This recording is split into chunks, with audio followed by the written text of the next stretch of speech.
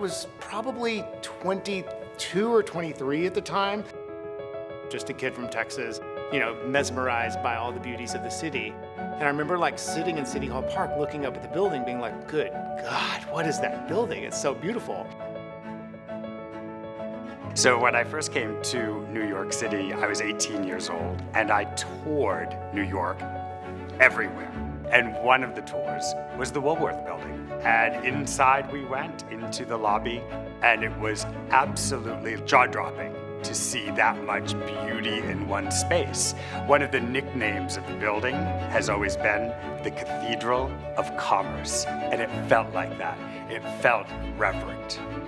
I'm trying to figure out what building it was, and it was the Woolworth building. And then, of course, this avalanched into my lap of all the history of the building and just how important of a landmark it was for not only New York, but the world.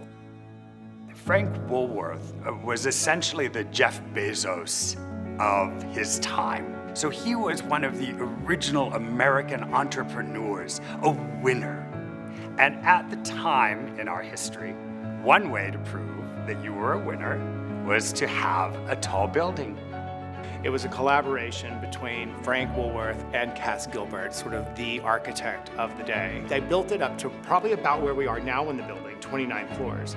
And then there's a very famous correspondence between Frank Woolworth to Cass Gilbert and said, how high can we go? And this building was at Frank Woolworth's mandate to go as high as it could go.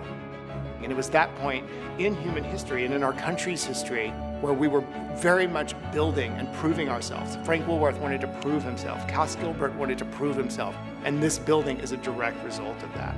So what you're sitting in now is, in fact, a trophy of sorts. The excitement was palpable at the time. And one of the things that's very interesting about this building is that excitement never left the building.